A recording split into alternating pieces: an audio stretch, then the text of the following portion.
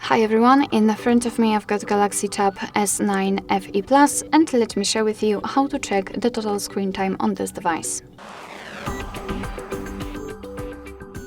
So let's start with opening the settings, and here in this left section we have to scroll down almost to the very bottom to find the digital well-being and parental controls.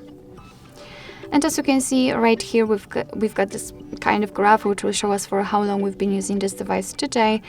You can see that I've been using it for 36 minutes, and most of the time I've spent on the settings. You can tap on particular app in order to get to this dashboard, which will show you how much you've been using this particular app, how much times you've opened it. You can set it from daily to weekly. It's up to you. Let me go back. Hello.